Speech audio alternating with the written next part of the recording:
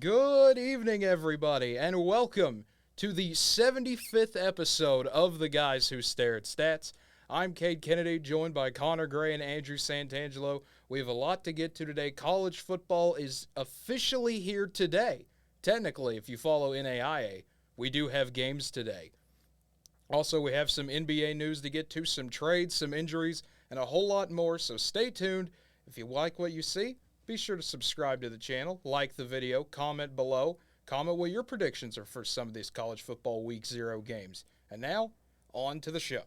So, as we turn over to the official start of college football season, so many things going on today, I want to start with the same question we always do.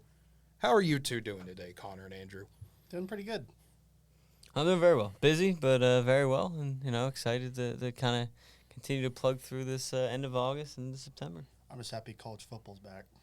That is true. It is back officially today. Like I said, if you care about NAIA games, they started 39 minutes ago. So there you go. I don't remember who it is, but apparently there are games on. I saw that earlier today. But we have more pressing matters to get to than NAIA football because Chet Holmgren, the Thunder rookie, is officially out the entire season with a Lisfranc injury to his right foot that he suffered during a Pro-Am game. And my goodness, this is what we said could be a problem with Chet, was injury concerns with his frame and how he's built. And unfortunately, that has come to light. So we knew the Thunder were going to be an intriguing team this year with what you're trying to build. You're starting to get towards that team building. You have your rookie to build around. You have Shai Gilgeous-Alexander. You have Josh Giddey. And now you got to take a step back again because here you are. So the question, I know Connor and I, we were talking about it, you're probably in tank mode again at this point, I would think. You got to get that race for Wembanyama. That's the whole battle now. Victor Wembanyama, the number one projected pick out of France. It's going to be a battle. It's going to be an absolute ride here. So I want to get your two's opinion on this and see what you think about this situation. I'll let the Thunder fans start first. Well, it's how I look at it is Thunder weren't necessarily trying to tank even last year. They just couldn't win games a lot of the time. But obviously, when they got near the end of the year, they just went screw it and start tanking. But it's just one of those things, like, they invested in a lot of the guys that they drafted. I'm like, I don't see them trying to necessarily tank for whatever. Wembanyama. Yeah, I'm not going to even attempt to say that. But they're not going to. I don't think they're going to try their so hard to tank for them. It more if they end up tanking, it's going to be because they can't win. When that's basically it's going to come down to a lot of the time. It's like they're going to try to compete most of this year, and if they just struggle, they're probably then will decide just to kind of give up. Unfortunately for the Thunder, I mean, this happens. Unfortunately, it's also this is why I said I wouldn't even take Chet in the top 10. Like, I don't think he's built for obviously his talent's there with the shooting and obviously his defense, but like you mentioned, Kate, at the top, like, his frame just scared me from day one. And, I mean, he's getting hurt in this game. This isn't even an NBA game.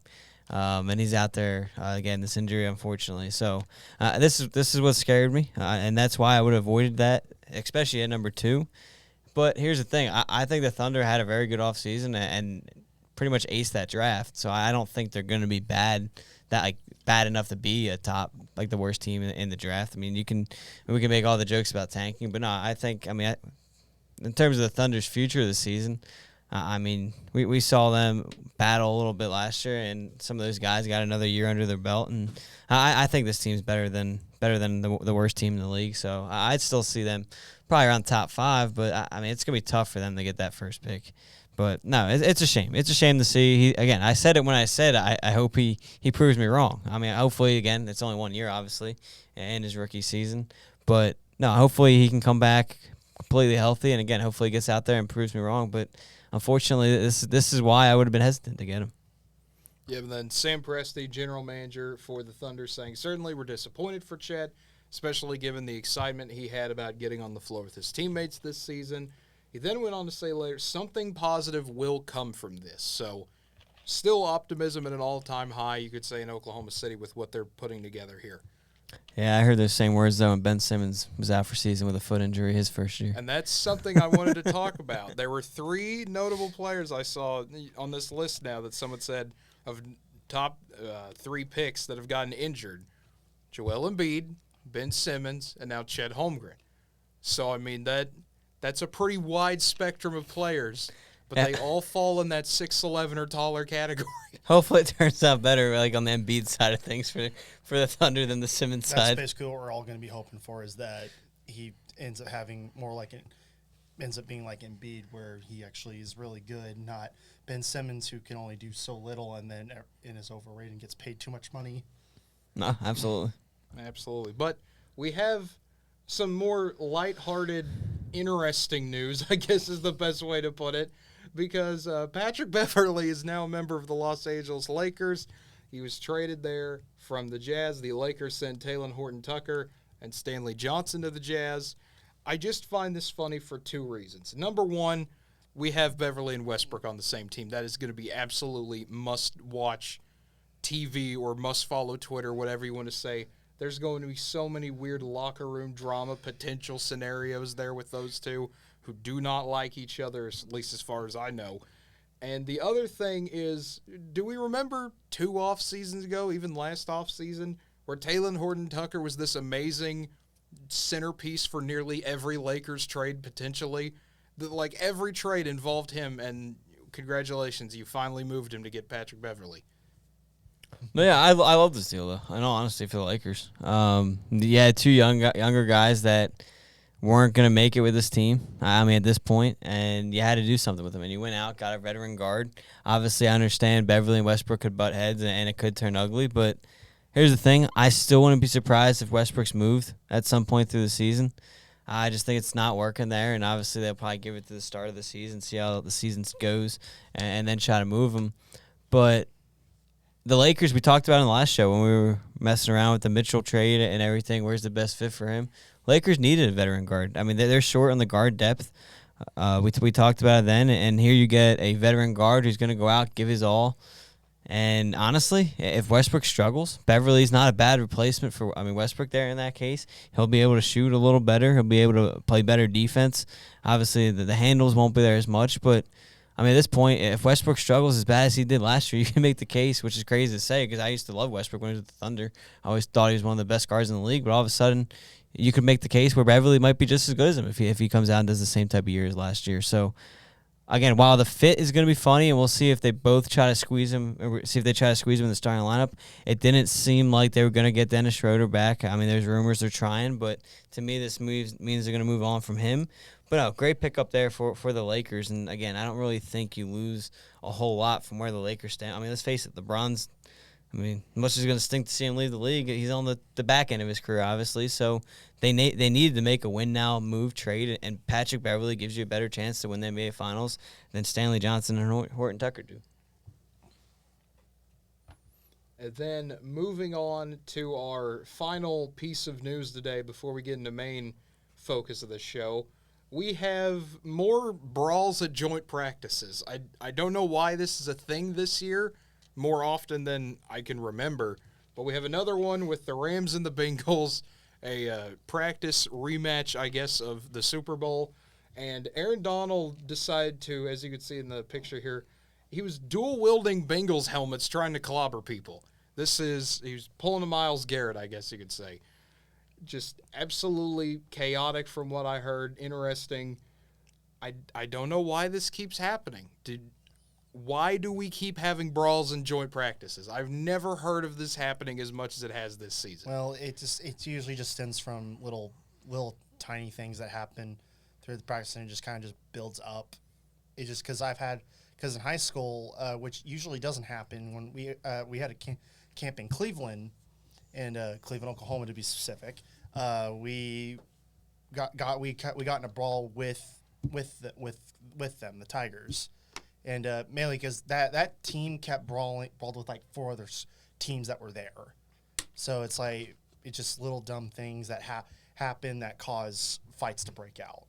But my thing is just with Aaron Donald, that man just has like one generational talent. Man has a lot of anger issues. Like, the man basically is like he's choke guys out on the field during the game. He's done all types of stuff before, during, or after a play. So it's just I know this probably wasn't necessarily stemmed directly to him because obviously everyone got involved with the brawl, but still it's one of those things like, I don't know. It's like one thing you just don't do. You don't take a guy's helmet and swing with it. Yeah, there's absolutely no business for that. I mean, there's no matter what happens on the I mean, that's you basically can call it a weapon, like with how hard those helmets are. Yeah. There's no reason to swing one at someone. I said the same thing when the Garrett and Rudolph incident happened, and I don't know. It always surprises me that these teams like joint practices. I get you want to try some of your plays out on other teams, but to me, you're about to go play them in a preseason game. You don't need to like the Eagles are practicing with the Dolphins. I don't know how many days they're practicing. The Bengals and Rams. But I mean, I know the Eagles and Dolphins were practicing for 3 straight days before their preseason game. Like, I mean, to me, it doesn't make much sense to me. Like, you're gonna go out there and play each other on whatever Thursday, Friday night. There's no I mean, think about how you're supposed to go out there and play a game now tomorrow if the game's tomorrow or Saturday. Like, you just had this giant brawl, swinging helmets at each other. Like, and now you're supposed to go out there and play tomorrow night. Like, some of these guys are probably concussed after getting hit with the helmet and everything, especially with Aaron Darnold swinging it. So I don't know. Again, it's gonna be interesting to see how it backfires in terms of our team's gonna be more because, like you said, Kate, there's been a lot of fights this year. So is it gonna change the mindset of joint practices next season? Is it gonna keep it the same? Maybe you limit it to one day, maybe just one day before the preseason game. You do. I could see that maybe happening, but I also don't think. I get it. You think you're behind it, but it wouldn't be surprised me if this stemmed from the Super Bowl last year. Like that's what's kind of funny to think of. Like. Or not funny, but that's kind of where I think it might have stemmed from is these guys were just on the field back in February. They went out and played for the championship of the NFL last year. Like, to me, obviously there's probably still some bad blood from that year. Like, to me, I was surprised to see these two teams doing a joint practice just because of that last year. Like, you think they would still need time. I mean, you heard. I mean, I forget who it was. Somebody on the Bucks, they were talking about it when they went over after the NBA Finals and had to play with USA, and they were the teammates after playing each other in the finals. And it was kind of hard to do because you just went out and played a 7-game series with them, battling it out every day, fighting for that title. And one of you came out winner, one of you came out losers, and that's the same thing here. It's still, I mean, they're not over it. So, and obviously now they got to go play a game here tomorrow night. So we'll see. I know all eyes might be the most watched preseason game. It might be, other than, Tom Brady returning and going up against Matt Ryan for the Colts. That'll be another interesting preseason game as well. But looking here, the official incident started with a Rams defender who was unable to be identified from a distance, was engaged with Bengals right tackle La'el Collins.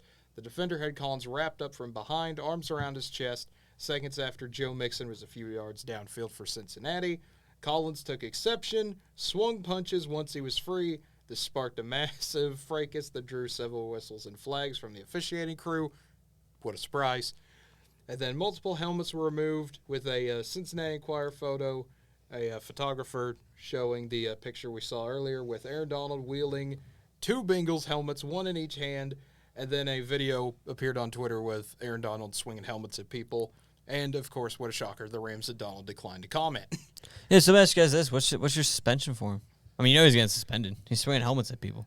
Probably 4 or 5 games, maybe 6. Because if you remember, Myles Garrett got a ban at first before he appealed and they re-looked at it. So, I mean, if you're playing the same game, you gotta give Darnold at least 6 games. I would think so. I think you got to give him 6 games or something similar to what Garrett got. That's what I think is probably the best case. I will say you need to also suspend the Cincinnati linemen and the other defensive yeah, absolutely. I was just talking since he was obviously the one. Yeah, but it's like for them, they'll probably get like 3-4 games, but Donald needs more because he swung helmet. Well, and to your point earlier, Connor, this isn't his first thing in the NFL. Nope. So you're going to punish him. I mean, you're going to hold that against him. That's the same thing with Garrett. That wasn't his first incident, so he got a little bit of a higher standard. So same thing here. This is not his first incident in the NFL, so I get he's arguably, if not the best defender in the league, but you can't take that lightly with an incident like this. Nope. You absolutely cannot. We're going to take a little diversion from what our main thing is because we can talk a little bit about baseball. We got some baseball going on earlier today. Albert Pujols, Yadier Molina playing their last game at Wrigley Field as a part of the Cardinals-Cubs rivalry. We can talk about that a little bit, I guess, if we want to. The chase for 700. Paul Goldschmidt now trying to get a triple crown There's all sorts of fun things going on in the Cardinals land. But looking at the American League, I mean, it keeps shrinking, folks. It's down to 7 games now for the Yankees. The Rays are slowly catching them. Blue Jays still 8 games behind. Orioles still with a 64-59 record. Just shout out to the Orioles again. We got to keep shouting them out. They're doing good. It's weird saying that. And then the Red Sox at 60-64, wrapping up the AL East. You look at the Central, the Guardians now have a 4-game lead over both the Twins and the White Sox, and the Royals and Tigers continue to stay way below 500. You move on to the AL West. The Astros with a 12.5-game lead now over the Mariners, with the Rangers 10 games behind Seattle, and everything slowly falling into place there with the Angels and the A's. So looking at the American League now, I know we just talked about it a few days ago. Any real major movements, impressions, anything of the last few days? Yeah, absolutely. Guardians gaining ground, and we talked about it on Tuesday. I think they were only 2 up. You had the Twins dropping 5 straight. They're in danger of losing Carlos Correa now in the offseason if they don't quickly get their act together. So that could just stem more than the end of this year drought, is you're going to end up losing your best, arguably one of your best players. And then, I mean, listen, I'm not saying they're as a surprise as the Orioles are, but Guardians were not supposed to be even top 2 in this division, and here they are about to go win it. And I think that deserves a shout out as well. Again, I know they weren't supposed to be as bad as Baltimore, but they weren't supposed to be a playoff team. Like everyone picked Chicago to win this division and Minnesota to be right behind them and everything. So, no, shout out to Cleveland for finding a way. And, I mean, Terry Francona's got to be right up there for AL Manager of the Year. Mm-hmm. Especially after coming back from surgery or something like that. The other thing I want to get to is I know I made fun of the Yankees a lot for the slump they've been in. I mean, they beat the Mets back-to-back nights. That's difficult to do. So they're trying to get into a groove, I guess is the better way to say it. No, absolutely. Yankees are an interesting team right now. They're going through a tough spot. The Mets are also an interesting team. They've kind of been up and down. It's funny. I feel like every time we talk about baseball, it's, the Braves are 8 games back from the Mets. And then next time we talk about it, they're 3 games back from the Mets. And then they go back to 8. So we'll see where we're at there. But no, Yankees took advantage of the Mets there in that Subway Series. And we'll see how they do. But, I mean, Mets, that was a good win. Because I think they faced Scherzer and DeGrom, if I'm not mistaken. Maybe just one of them.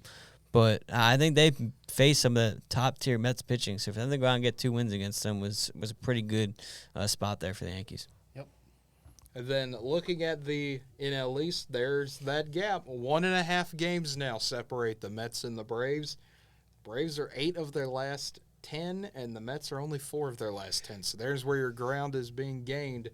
And then the Phillies, just 8 games back from the Braves, just hanging in there, being the Phillies, doing Phillies things. And then the Cardinals now with a 6-game lead over the Brewers. Man, the Brewers have just completely fallen off. And I mean, in every way. I was looking at it that attendance is going down, everything's going down for the Brewers. They're in a complete spiral. They're just not that good of a team, and they traded one. Or he's been struggling big time, but they traded at the time one of the better closers in the game. So they really don't have a back end of the bullpen anymore. Christian Yelich just isn't what he used to be. He just kind of fell off a cliff. Yeah, no, ever since his MVP year, and I mean, I've been saying the Brewers have never been a team I can trust, and no, they've knocked themselves pretty much out of the division race, and they'll soon knock themselves out of the wild card race as well.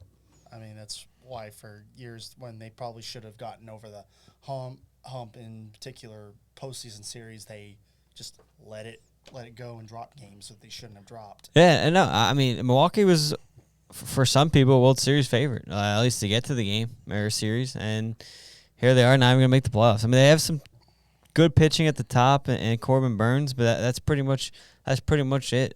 Everything else is kind of up and down. Mm-hmm. And then looking at the NL West, the Dodgers with a 19.5-game lead now over the Padres. Then the Giants, Diamondbacks, and Rockies creating surprisingly not even the biggest gap between the Rockies and the Dodgers for a division. That goes to the Nationals because they're the Nationals this year. They have nothing. Yep. No, they traded their only two good pieces, so. Well, we'll see if they get to 50 wins this year. It'll be a tough battle for the Nationals, but where are they at? 42? 42 and 83. No, they're not getting 50. I give them 50. Well, then. Moving on to college football, it is week 0 time. The truly most magical week of the year where No one knows anything. We're just trying to put all the pieces together. We're looking at the puzzle for the first time, trying to think about what even goes where and where do we even want to start. There's one clear game to start out with, though, at 11:30 a.m. Saturday on Fox. Nebraska takes on Northwestern in Europe at Aviva Stadium in Dublin, Ireland. Nebraska, a 13.5-point favorite over the Wildcats, a battle of transfer quarterbacks. Casey Thompson for the Cornhuskers and Ryan Helinski for Northwestern. It is going to be a battle because these are two teams we really don't know a whole lot about yet this year, but Vegas seems to like Nebraska. They're a 13.5-point favorite in this game, over-under at 50.5. What can we expect from the first game of the college football season that people are going to actually care about? There's a game 30 minutes before, but I don't think people are going to be glued to their screen to see Austin Peay in Western Kentucky. Really? Unless you bet on the game, maybe. The thing is with obviously we've kind of somewhat kept an eye on Nebraska and what they've been trying to do. It's like obviously looking at how they were last year, they just were a team that just could not win a game to save their life unless it was against a team that they pounded, which was only like 3 games. And then the rest of the time, it's like they always played close games with pretty much everybody, or at least with a couple remotely close. And they had shots to win games, to actually go 6-6 or whatever, but just never turned out that way. And obviously, you don't have a Martinez this year, but you obviously, like you said, we have Casey Thompson. It's gonna be interesting. It's like their whole thing is they gotta be able to take advantage of situations that their defense gives them, because their defense would make key stops and then the offense just doesn't do anything with it, turns the ball over, or they fail to convert a 4th down. So it's going to be interesting how they'll be. And then Northwestern, oh boy, they had a really bad 2021 season. After in 2020, didn't they go to the Big Ten title game in 2020, or was that? I was maybe 19 or 18. Yeah, I think it was 19. Okay, but ever since then they haven't really been that great, and last year was pretty bad for them, but they're looking for a rebound season. So I don't know as much about Northwestern, but I can say they'll at least try to improve what they did last year. That's all I can really say. Yeah, no, I'm going to pick Nebraska in this game. I think they take it by double digits. I think they're just a better suited team. Like you said, Connor, they had a lot of tough breaks last year and a lot of those losses. So I think they're going to come out different this year. Got a year of experience under their belt and everything. They played a lot of the close teams, a lot of the good teams close. So it showed that they're right there. It just takes another piece or two, and we'll see what happens this year. But I think they get out here to a good win. I don't know if you guys saw this, though. I'll see if I can find the picture on Twitter. But apparently, like, out there, because the game's in Dublin, right? Yes. I don't know if you guys saw where I'm going with this, but there's a sticker for, I forget what the word is over Novice. there. Yeah, but a lot on the stickers for beginning drivers, there's an N on all the cars, and they look like the Nebraska N. So it's like Dublin's got a lot of Nebraska fans this weekend. I remember seeing I'll see if I can find the picture here real quick. I did see that on Twitter where I was like, hey, Nebraska fans, just gonna let you know, there are a lot of young drivers. These are not all Nebraska fans that have invaded Ireland. But I'm excited to see how this game goes. I really wouldn't be surprised if it's a lot like the Nebraska-Illinois game we saw last year to start the season, where Nebraska starts out completely slow. You might want to show the camera there the picture. If you want to zoom in, we can go full screen on the camera here. If you can zoom that in. Yeah, I don't know if it's easier for you to put it in. But yeah, it might be easier to just do that. If you slide the picture, it shows the comparison. Yeah, this is the car here, as you can clearly see. We slide the picture. You have to. There we go. No, There's another picture. I got you. Gosh darn it, Andrew. This is what happens. It's the iPhones, right? Yeah, this is what happens Well, when you have an iPhone. Yeah, I was because zoomed in. He zoomed in on it. But yes, there's the N in store, There we go. and then the N on the helmet is right there. There you go. Yeah, it's pretty funny. But yeah, so not all Nebraska fans out there. There you go. You got a lot of not Nebraska-looking fans in Ireland. Should be a good game, but I'm going to agree. I think Nebraska covers in this one. Yeah. I think they get the win. Northwestern's just not going to be up to par this year, and it's going to be a sigh of relief for Nebraska fans, actually getting a win under their belt to start the year.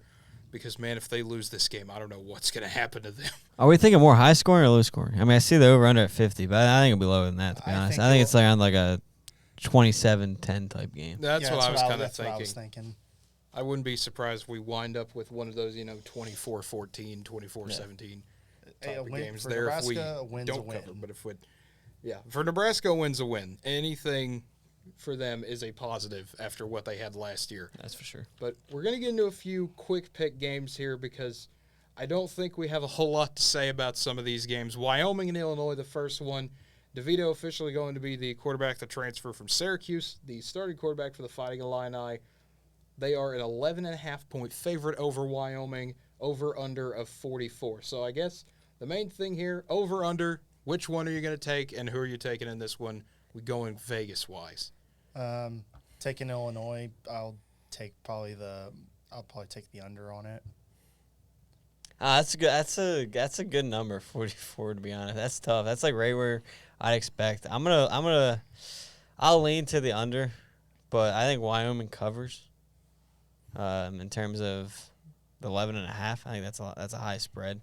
I'm looking at like I don't know, 2013 type game. I could see that. I'm going to take Illinois to cover this one. I'm going to take the under as well. I could see one of those, 24-10 types of games, something along the lines here. Looking at the next one, Duquesne and Florida State. Did you know Duquesne had a football team? If you're from Pennsylvania, yes. If you're not from Pennsylvania, you're probably wondering, why in the world is there a team called Duquesne? Who are they? Please explain. But they play Florida State. ESPN gives Duquesne a 0.5 chance of winning, but Florida State did lose to Jacksonville State last year. They have lost to FCS teams before. It would not be the first time. It would not be the worst thing to happen in Florida State football history, but there's not even a spread for this game. I'll see if I can find one here real quick. So I will give you a prediction of does Florida State, I mean, I could make up a spread of give Florida State 30? 30. Do they cover that? I'd hope so. I would like that. I would hope so too. I would hope so because that's just there's no saving Florida State if they can't even do that. It's like there's no saving them from the memes if they lose this game or if it's even close for 2 quarters. Yeah, so I say Florida State doesn't really run into major issues with them. Their major issues if their offense just collapses. I don't think their defense is going to have that much problems. The only problem they'll have is that the defense is out there way too much. That could absolutely be a problem, though. You never know. Duquesne might pull one of those 7-minute drives or something crazy. True. Yeah, no, I think I miss hope Duquesne. I miss hope they make a big statement here. Right? Let's hope they keep it close. I mean, I think that's all you can really say. I'd expect Florida State to cover 30. I would expect them to. I think we're all in agreement Florida State wins this game because if they don't, oh boy, we're going to have a fun show next week. Right? And then moving on to the next one, North Texas and UTEP. This game is actually kind of expected to be one of the more intriguing ones of the day. UTEP's expecting a sold-out crowd. They're a 1-point home underdog. 2 more evenly matched teams, over under 54.5.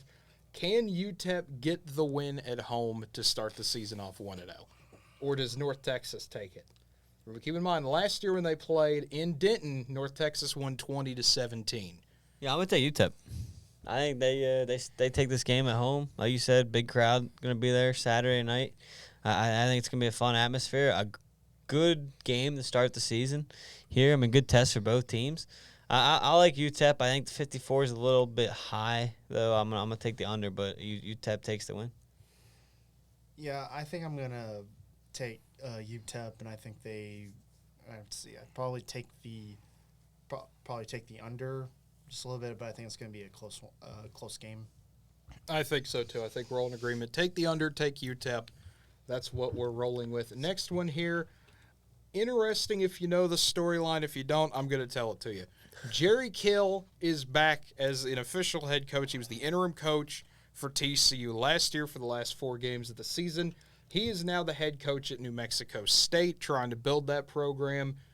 build upon their first bowl win they had a few seasons ago, keep them somewhat relevant, a contending team. They get Nevada.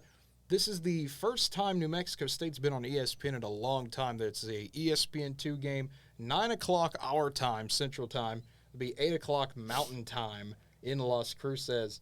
Going to be an interesting one. Aggies are a 9-point home underdog, Nevada a 9-point favorite, and an over-under at 50. So, Coach Kill back on the sideline. He was at Minnesota last decade from 2010 to 2015. Can he keep it close? Can he cover? It's a good question. Yes, I'm gonna go. They cover. They cover at home. Give me the +9. I'll take the over 50 as well on that one. So I mean, I think I'm looking here. I'll take like I'll say 31-24 type game. Alrighty. Yeah, I just pretty much New Mexico covers, but Nevada takes the win. And I think I'll probably take the over.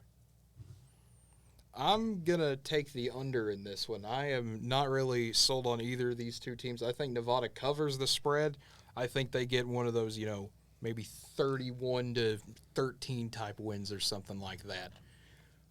But the final one to talk about is the Hawaii test. What is the Hawaii test? If you can make it through this game at 9:30 start here for us, if you can make it through the last game of the night, it's almost always Hawaii. Congratulations. You win the prize of staying awake longer than 95% of people on a college football Saturday. That's no challenge, especially on the first Saturday. I mean, come on. I expect everybody to be out watching that game. Well, here's the thing. When we get to the 11:59 Central, because they can't technically start at midnight Sunday games, then it becomes a real challenge. Well, hey, we're talking 9:30 now. But we're talking about 9:30 for this first one. Vandy coming to town. The Commodores are an 8-point favorite in this one, and over-under a 53. So this is going to be one of the few times Vandy's favored this entire season. But can they do it? Can they go out there and win in Honolulu? I was going to say, they better enjoy it. The last time they'll be favored, I don't know who else they're For playing. a while. But I was going to say, if last time, we could get one of these easy games Possibly. next week. But yeah, I was going to say, they better enjoy that -8 because they probably won't have too many opportunities there this year. I'll tell you what, 53 screams high to me for two mediocre teams, if you even call them mediocre. Yeah. That screams high to me. But, I mean, maybe the defenses are that bad. So I'll take the under in this one. But, I don't know, something about home teams. I'll take Vandy wins, but Hawaii covers the +8, 53. I'm looking at under 53 as well. I'm looking at maybe a 27-21 type game. I feel like this is gonna. But for both teams gonna be mediocre. I get the feeling this is gonna be a weird high-scoring game for absolutely no reason. So I'm gonna pick the over, but I still pick Vandy to win, and I think they cover the spread. It's just one of those things. It's just one of those things. Like Vandy should be better, because of the conference they're in. But we've obviously seen how Vandy's been the last decade. So, yeah. But I pick Vandy to win. I'm going to say Vandy gets this one. They cover in a 34-24 win that just creeps over the over, and Vandy gets the win. They cover. And that is really all we've got for today. Not a whole lot going on in the sports world. Unless there's any final thoughts either of you two have, that should wrap it up for today. I just want the real week one to get here. Yeah, absolutely. I agree. We're only a week away here. Next Thursday, it all kicks off. It's going to be fun. It'll be fun. I think that's pretty much it. One thing we touched on last show, jumping back to NBA for a little bit. I don't know if you guys saw this, but Ben Simmons, according to the Nets, is probably going to play a lot of center this year. So that'd be an interesting dynamic. We were talking about that trio out there. So Simmons at the center will definitely be an interesting thing if he becomes a starting center. Just kind of touching on one quick topic from last show. The whole thing is if he even actually plays. Well, yeah, but I was just saying what they're playing is for him right now. Yeah. Yeah, with the playing for him, if he's playing center, then my goodness, that's gonna be a lot of fun to watch. Because what does that mean? Does that mean you're putting Durant at power forward then or something like that? What are you trying to do there? Well, it depends. I forget. They still have Blake. Did he get hurt last year? I believe he did. So you'll probably go Kyrie at the 1, you'll go Seth at the 2, KD at the 3, Blake at the 4, and Simmons at the 5. Yeah, I mean, you could roll with that. I'm just trying to think if they want a small ball lineup there. If they're rolling that out, that other team better be ready to stop some fast breaks. That'll be a pretty good fast break team. I'll give them that one. Yeah, they absolutely will be there. But that will officially do it for our show tonight. We thank you for tuning in. If you enjoyed what you heard, feel free to give us a follow here on Twitch at NWTV7. Subscribe to our YouTube channel, whether it be the NWTV7 channel or the Guys Who Stare at Stats. Follow us on Facebook, Twitter, Instagram, or TikTok at NWTV7 to get updates on when we go live. But our next show Tuesday is the official 1-year anniversary of the Guys Who Stare at Stats. You're not going to want to miss that. Going to be a fun show as we bring in the college football season. Going to be such a fun show. You're not going to want to miss it. Also, tonight at 10 o'clock, new time for the bottom of the barrel with my partner Josh Hinton. Going to watch a bad movie. Don't know yet. You can decide. We'll put an option up. Follow us on Twitter. You'll be able to pick what movie we watch. It has to be on Amazon Prime. But other than that, anything is possible. If it's a bad movie, we'll watch it. We'll suffer through it with you. And for Andrew Santangelo, for Connor Gray, I'm Cade Kennedy. Until next time, have a wonderful weekend, everybody.